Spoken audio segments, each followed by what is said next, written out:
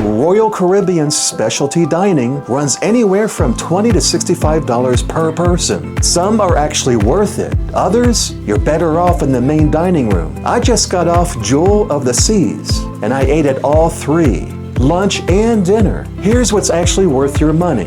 I'm Andy Hodges for Cruiser's Choice. Jewel of the Seas has three specialty restaurants: Chops Grille, the Steakhouse, Giovanni's Table, Italian family style, and Izumi, sushi but no hibachi on this ship. I ate at each one multiple times, lunch and dinner, except port days when they're closed. Three questions I'm answering.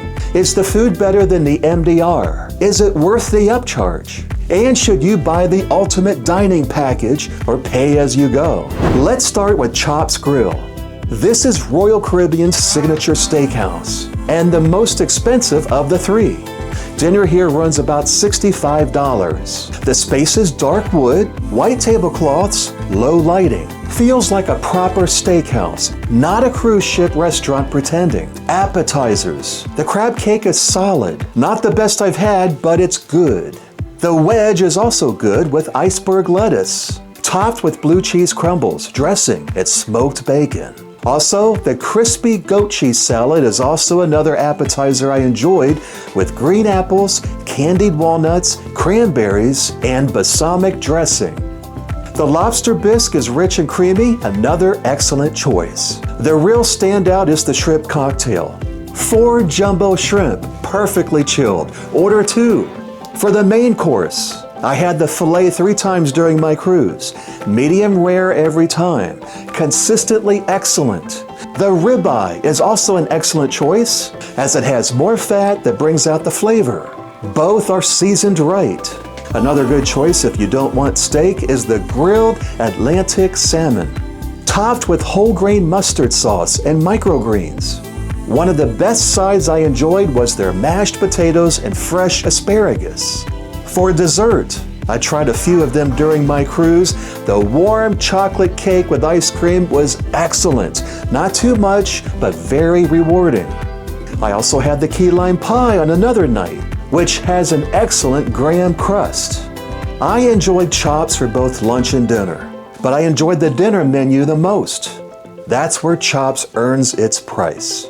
If you're doing one specialty dinner on your cruise, make it this one. Now for Giovanni's Table, family-style Italian. Dinner runs about $45. Lunch is cheaper, around $25. They start you out with a fresh, warm basket of bread, served with extra virgin olive oil and balsamic vinegar for dipping. For the appetizers, the meat and cheese board is generous. This is mostly a meal by itself. I couldn't finish it all without spoiling my dinner. The cheese is excellent and goes great with wine. The eggplant parmigiana is also a good choice. And their pasta, this is where Giovanni's wins. The carbonara is rich without being heavy. The bolognese is another great choice. And you must try their handcrafted gnocchi. It sits in a creamy sauce with spinach and topped with Parmesan cheese. Giovanni's also serves great fillets topped with a delicious wine sauce. I ate here several times across lunch and dinner. Dinner gives you more courses. Lunch is a streamlined menu, but the core dishes are the same. For desserts, the chocolate hazelnut cake is the move. I really enjoyed it. Their cannolis are good too, topped with ricotta cream, shaved dark chocolate, and crushed pistachios. Dinners are solid, but the lunch value is hard to beat. Izumi on Jewel of the Seas is sushi only. I was a bit disappointed that it had no hibachi. Expect to spend $35 to $50 depending on how much you order. The space is very small, maybe a dozen tables. Service here was fast. For the appetizer, I ordered the shrimp firecracker spring roll with crab meat and a cream cheese filling. The standout are their rolls.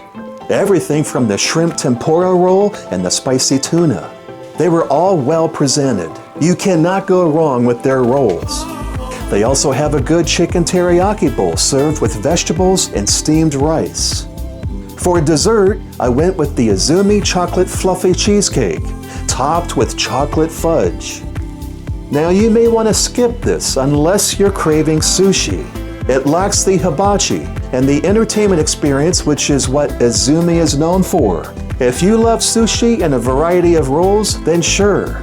But if you're choosing between Izumi and Chops and Giovanni's for the same money, go to one of those. The food is stronger, the experience is better. Here's the real question. Royal Caribbean sells the ultimate dining package. It covers specialty dining every night of your cruise.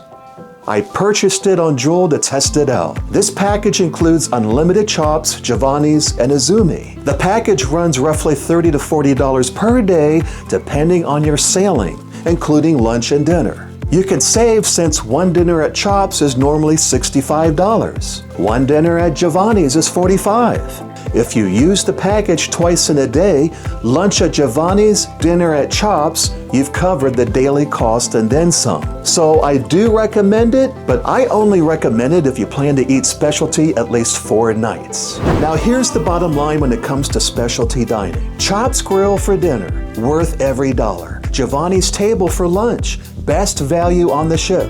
Izumi, skip it unless sushi is your thing. Remember, there's no hibachi. And the ultimate dining package? Do the math based on how many nights you'll actually use it. 4 nights or more, it pays for itself. Hit subscribe. I release new cruise guides every week to save you time and money. I'm Andy Hodges for Cruiser's Choice. I'll see you on the next ship.